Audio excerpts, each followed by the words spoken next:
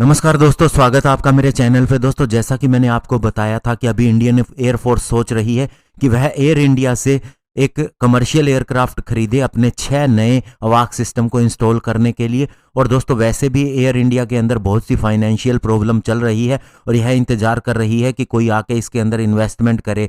तो ऐसे में दोस्तों, अगर इसके एयरक्राफ्ट को इंडियन एयरफोर्स खरीदती है तो ये उसके लिए अच्छा ही होगा। और इसके ऊपर जो रडार इंस्टॉल किया जाएगा वो पूरी तरह से 3 डायमेंशनल होगा और AESA रडार होगा, 360 डिग्री की कवरेज देगा और 400 किलोमीटर तक टारगेट को डिटेक्ट कर सकेगा। लेकिन दोस्तों, अभी देखना ये होगा कि इंडियन एयरफोर्स बोइंग के द्वारा बनाए गए बिगर एयरक्राफ्ट के लिए जाती है या एयरबस के स्मॉल एयरक्राफ्ट के लिए जाती है। आज इसी के ऊपर बात करेंगे। चलिए दोस्तों, शुरू करते हैं। तो दोस्तों, इंडियन एयरफोर्स की पहली चॉइस तो हमेशा से ही एयरबस का A330-200 कमर्शियल एयरक्राफ्ट रहा है।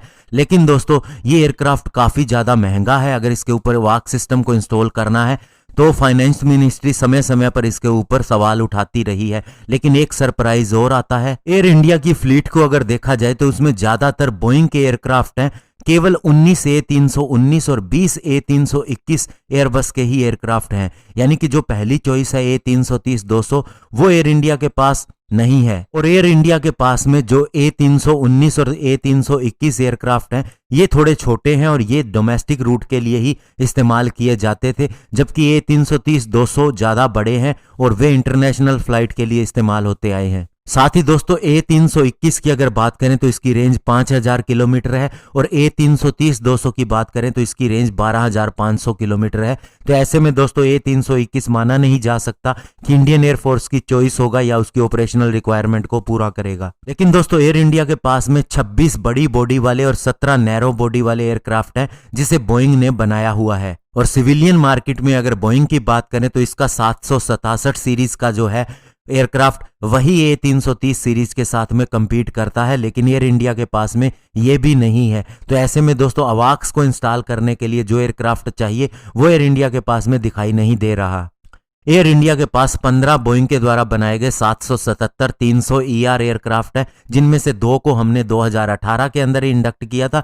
लेकिन उसे अभी ट्रांसफर किया जा चुका है इंडियन एयरफोर्स को, स्पेशली प्राइम मिनिस्टर और प्रेसिडेंट की जो यात्रा के लिए इस्तेमाल करने के लिए। और इसके अंदर बहुत से मॉडिफिकेशन भी किए गए हैं और इसे VVIP कॉन्फ़िगरेशन भी दिया गया है। और दोस्तों, अगर हम 777-300 ER जो बोइंग का एयरक्राफ्ट है इसका कंपैरिजन करें A330 एयरबस के एयरक्राफ्ट के साथ में तो 777-300 ER की रेंज 14,600 किलोमीटर है और ये 3,51,534 किलोग्राम का मैक्सिमम टेक ऑफ वेट लेके जा सकता है। वहीं एयरबस का A330 की रेंज 12,500 किलोमीटर है और ये 2,33,000 किलोग्राम का मैक्सिमम टेक ऑफ वेट लेके जा सकता है। इसके अलावा एयर इंडिया के पास में जो दूसरा सबसे बढ़िया एयरक्राफ्ट है वो है बोइंग का 7878 एयरक्राफ्ट। इसकी अगर हम बात करें तो ये हमारे पास 27 है, लेकिन एयर इंडिया इनमें से 6 को ही ओन करती है।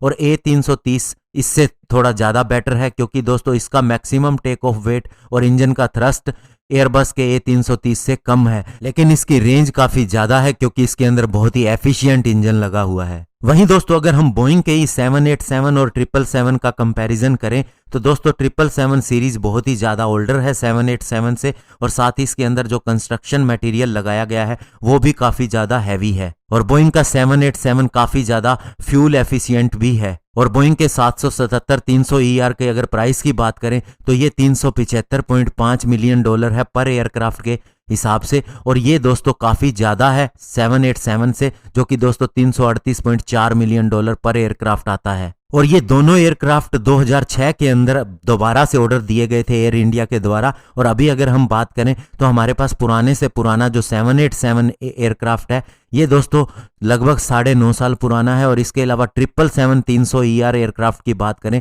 तो ये जो सबसे ज़्यादा पुराना एयरक्राफ्ट है वो 13.5 साल पुराना है। अब दोस्तों, अगर हम बात करें कि बोइंग के पास ऐसे कितने एयरक्राफ्ट है जिनके ऊपर अवाक सिस्टम इंस्टॉल किया गया है, तो बोइंग का दोस्तों 707 एयरक्राफ्ट है जिसके ऊपर इसे इंस्टॉल किया गया था। और ये 70s के टाइम में प्रोड्यूस किया गया था और 1992 में इसे बंद कर दिया गया। इसके अलावा दोस्तों, बोइंग का एक 737 एयरक्राफ्ट था जिसके ऊपर अवाक सिस्टम को इंस्टॉल किया गया था। लेकिन दोस्तों, ये एक रोटेटिंग सिस्टम नहीं था और हमारे पास जो सिस्टम है वो रोटेटिंग सिस्टम है। इसके अलावा इसका एक 767 200 एयरक्राफ्ट था, जिसके ऊपर रोटोडोम रडार एंटीना भी लगाया था और ये जापान के लिए डेवलप किया गया था। लेकिन दोस्तों ये दोनों ही एयरक्राफ्ट बहुत ही छोटे हैं अगर इनका कंपैरिजन 777 या फिर 787 एयरक्राफ्ट से किया जाए। और साथ ही दोस्तों अगर हम 777 या 787 दोनों को वाक सिस्टम के अंदर बदलते हैं तो हमें OEM यानी कि ओरिजिनल इक्विपमेंट मैन्युफैक्चरर का डिजाइन और उसका इनपुट भी चाहिए होगा। और दोस्तों अब इंडियन एयरफोर्स के पास में एयरबस का A220 फैमिली का एयरक्राफ्ट वाक सिस्टम को इंस्टॉल करने के लिए भी अवेलेबल है। ये दोस्तों चीपर भी है और साथ ही इसका एयरफ्रेम भी इजीली मिल जाएगा नए इंजन ऑप्शन के साथ में। और इसके अंदर जो फ्यूल इंप्रूवमेंट हुई है वो भी कम से कम 20% तक है। और दोस्तों अगर हम बात करें DRDO के रोटोडोम चैलेंज के बारे में तो DRDO ऑलरेडी इस कॉन्सेप्ट के ऊपर काम कर चुकी है। उसने अपना रोटोडोम रडार एंटीना को एयरबस के A330-200 के ऊपर इंस्टॉल किया था और इसकी पूरी तरह से स्टडी कर चुकी है। और दोस्तों जो स्टडी रोटोडोम मॉडल है DRDO के द्वारा डेवलप किया गया वो 10 मीटर है और इसके अंदर एक फिक्स्ड ट्रायंगुलर एंटीना एरे लगा है जो 360 डिग्री की कवरेज देता है। और इसके लिए एक लार्जर वाइड बॉडी एयरक्राफ्ट चाहिए होता है। लेकिन दोस्तों अगर हम बात करें A220 फैमिली की तो ये बहुत ही स्मॉलर और नैरो बॉडी का एयरक्राफ्ट है, ये इसे इंस्टॉल नहीं करवा सकता। तो ऐसे में हमें अपने रोटोडोम को भी बदलना होगा, इसे छोटा करना होगा, इसके रडार को भी छोटा करना होगा और हल्का करना होगा ताकि इसके स्मॉलर इंजन इसकी पावर रिक्वायरमेंट को पूरा कर सकें। तो ऐसे में दोस्तों ये एयरफोर्स देखेगी और DRDO देखेगी कि कौन सा सूटेबल है कौन सा नहीं। हमने आपके सामने एक विश्लेषण कर दिया है कि ये सारी चीज़ें अवेलेबल हैं और इनका ये एडवांटेज है और ये इसका डिसएडवांटेज है। अभी दोस्तों ये डिसीजन लिया गया है तो कुछ सोच के लिया गया है और इसका भी जल्द ही कोई ना कोई सोल्यूशन निकल जाएगा। धन्यवाद, जय हिंद।